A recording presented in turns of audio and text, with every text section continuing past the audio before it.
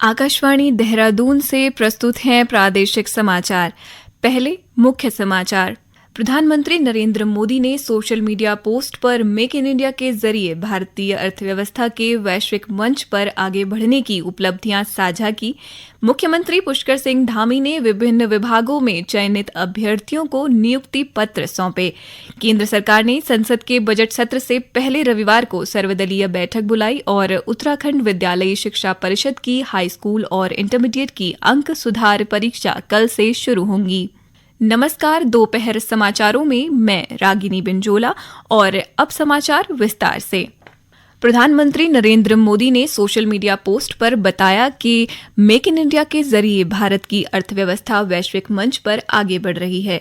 Social media पर साझा post में मेक इन इंडिया की झलक दिखलाते हुए बताया गया है कि भारतीय साइकिलों की दुनिया भर में मांग हो रही है। ब्रिटेन, जर्मनी और नीदरलैंड में निर्यात बढ़ा है। यह वृद्धि अंतर्राष्ट्रीय बाजारों में भारत के बढ़ते प्रभाव को उजागर करती है। पोस्ट के अनुसार बिहार में बने जूतों का इस्तेमाल अब रूसी सेना कर रही है। इतना ही नहीं, जैसे जैसे क्रिकेट विश्व कप नजदीक आया, कश्मीर में बने बल्ले की भारी मांग होने लगी। ये बल्ले भारत के उत्कृष्ट शिल्प कौशल और अंतर्राष्ट्रीय क्रिकेट परिदृश्य पर महत्वपूर्ण प्रभाव का उदाहरण पेश करते हैं। वहीं अमेरिकी बाजार में अमूल अपने उत्पाद उतार कर भारत के अनूठे स्वादों को दुनिया भर में पहुंचा रहा है। भारत की यूपीआई प्रणाली अब वैश्विक बन गई है, जो कई देशों में निर्बाध डिजिटल भुगतान को सक्षम बनाती है। भारत और रूस के बीच संयुक्त उद्यम से बनी ब्रह्मोस मिसाइल अब दक्षिणी चीन सागर में तैनात हैं। यह विकास भारत की रणनीतिक रक्षा क्षमताओं और वैश्विक सुरक्षा को बढ़ाने में देश की महत्वपूर्ण भूमिका पर जोर देता है। सफलता की यह कहानी भारत में निर्मित वस्तुओं की अंतर्राष्ट्रीय मांग और वैश्विक ई कॉमर्स बाजारों में भारत की बढ़ती पैठ को दर्शाती है। मुख्यमंत्री पुष्कर सिंह धामी ने आज देहरादून के मुख्य सेवक सदन में आयोजित कार्यक्रम में उत्तराखंड सरकार के विभिन्न विभागों में चयनित अभ्यर्थियों को नियुक्ति पत्र सौंपे। मेरा नाम वर्षा है। मेरा सिलेक्शन आवास विभाग में हुआ है उत्तराखंड लोक सेवा आयोग के थ्रू, और मैं बहुत हैप्पी हूँ इस मोमेंट के लिए। मैं बहुत टाइम से वेट कर रही थी। मेरा चयन सिंचाई विभाग में सिविल इंजीनियरिंग डिपार्टमेंट में हुआ है और ये मेरे लिए बहुत ही खुशनसीब की बात है। मेरे परिवार भी काफ़ी खुश है। मैं सरकार का और साथ ही मुख्यमंत्री जी का धन्यवाद कहना चाहूँगा कि उन्होंने टाइमली ऑर्डर पे जो इंटरव्यू प्रोसेस है, डॉक्यूमेंट वेरिफिकेशन और आज कॉल लेटर डिस्ट्रीब्यूशन सेरेमनी है, ये बहुत ही शॉर्ट ड्यूरेशन पे कराया, जो कि पहले नहीं देखा जाता था। मुख्यमंत्री जी ने बहुत सारी अभ्यर्थियों के लिए बहुत सारी पोस्ट निकाली है। अनएम्प्लॉयमेंट को दूर करने के लिए बहुत सारे अभी तक बहुत सारे एग्जामिनेशंस किए हैं ताकि ट्रांसपेरेंट प्रोसीजर हो सके सिलेक्शन का, और बहुत जल्दी उन लोगों को नियुक्ति प्रदान की जा सके। इसके लिए बहुत सारा उनका योगदान प्रदान किया जा रहा है। इसके लिए हम बहुत ज़्यादा उनके आभारी हैं। उत्तराखंड राज्य आपदा प्रबंधन प्राधिकरण के अपर मुख्य कार्यकारी अधिकारी प्रशासन आनंद स्वरूप ने विभिन्न प्रकार की आपदाओं से निपटने के लिए रिस्पांस टाइम का अध्ययन करने पर जोर दिया है। राज्य आपातकालीन परिचालन केंद्र में विभिन्न विभागों के नोडल अधिकारियों के साथ समीक्षा बैठक में श्री स्वरूप ने आपदाओं के संबंध में एक डेटाबेस बनाने और इसके जरिए आपदा से निपटने में रिस्पांस टाइम के बारे में अध्ययन करने को कहा। इससे राहत और बचाव कार्यों के दौरान आने वाली चुनौतियों और खामियों का पता चल सकेगा और उनमें आवश्यक सुधार किए जा सकेंगे। विद्युत पोलों पर खुली तारों को लेकर चिंता जताते हुए श्री स्वरूप ने विद्युत विभाग को जल्द इसका समाधान करने के निर्देश दिए। रुद्रप्रयाग जिले के ओखीमठ के ग्राम पंचायत किमाड़ा निवासी 11 गढ़वाल राइफल के जवान संजय सिंह पुष्वाण को मंदाकिनी के किनारे पैतृक घाट पर सैन्य सम्मान के साथ अंतिम विदाई दी गई। संजय सिंह पुष्वाण अंतर्राष्ट्रीय शांति सेना में शामिल थे और अफ्रीका के युगांडा में सेवा के दौरान हृदय गति रुकने से उनका निधन हो गया था। राज्य सरकार ने देहरादून के एमकेपी पीजी कॉलेज की प्रबंधन कमेटी को अवैध मानते हुए प्रशासक तैनात कर दिया गया है। इस संबंध में उच्च शिक्षा सचिव ने आदेश जारी कर देहरादून की जिलाधिकारी को प्रशासक नियुक्त किया है। वर्तमान में यह महाविद्यालय हेमवती नंदन बहुगुणा केंद्रीय विश्वविद्यालय से संबद्ध है। आज मुहर्रम है। पैगंबर मोहम्मद के नवासे हजरत इमाम हुसैन और उनके साथियों की शहादत की याद में यह दिन मनाया जाता है। इस मौके पर देश भर में ताजिए के जुलूस निकाले जाते हैं। केंद्र सरकार ने संसद के बजट सत्र से पहले रविवार को सर्वदलीय बैठक बुलाई है। बैठक के दौरान सरकार संसद के दोनों सदनों के सुचारू कामकाज के लिए सभी राजनीतिक दलों से सहयोग का अनुरोध करेगी। बजट सत्र इस महीने की 22 तारीख से 12 अगस्त तक चलेगा। बजट 23 जुलाई को प्रस्तुत किया जाएगा।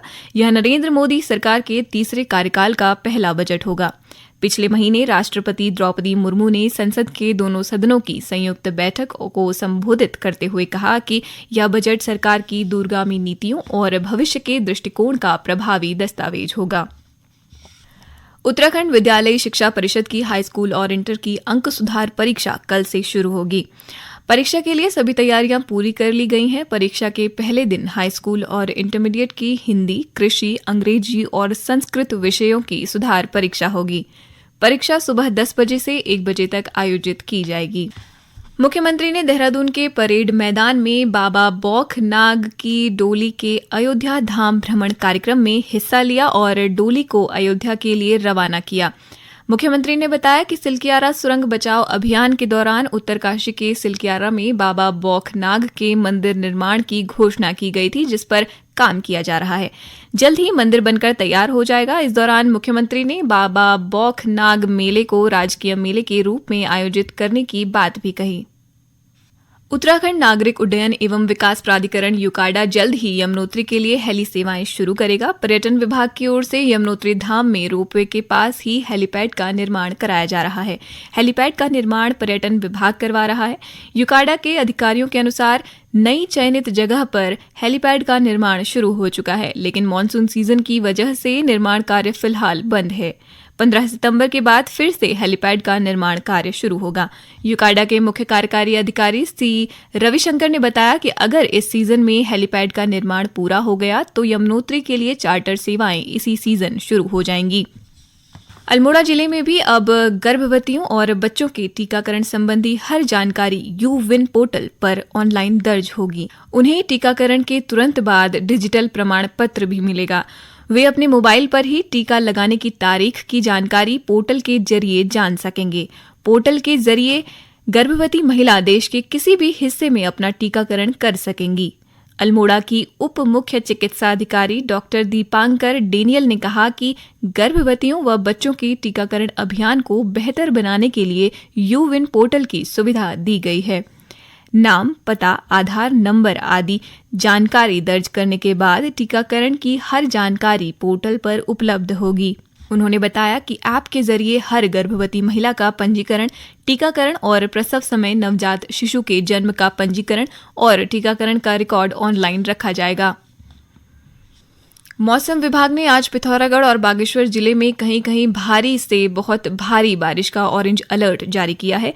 प्रदेश के विभिन्न हिस्सों में आज सुबह से ही मध्यम से तेज बारिश का दौर जारी है। इस बीच मौसम विभाग ने आने वाले दिनों में राज्य के कुछ हिस्सों में भारी बारिश का येलो अलर्ट भी जारी किया है। मौसम विभाग की चेतावनी के मद्देनजर लोगों को सतर्क रहने की सलाह दी गई है। उधर पौड़ी मेरठ राष्ट्रीय राजमार्ग कोटद्वार में दुर्गा देवी मंदिर के समीप भूस्खलन के कारण आवाजाही बाधित है। अंत में मुख्य समाचार एक बार फिर। प्रधानमंत्री नरेंद्र मोदी ने सोशल मीडिया पोस्ट पर मेक इन इंडिया के जरिए भारतीय अर्थव्यवस्था के वैश्विक मंच पर आगे बढ़ने की उपलब्धियां साझा की। मुख्यमंत्री पुष्कर सिंह धामी ने विभिन्न विभागों में चयनित अभ्यर्थियों को नियुक्ति पत्र सौंपे। केंद्र सरकार ने संसद के बजट सत्र से पहले रविवार को सर्वदलीय बैठक बुलाई और उत्तराखंड विद्यालयी शिक्षा परिषद की हाई स्कूल और इंटरमीडिएट की अंक सुधार परीक्षा कल से शुरू होंगी। इसके साथ ही प्रादेशिक समाचार का ये बुलेटिन समाप्त हुआ। नमस्कार।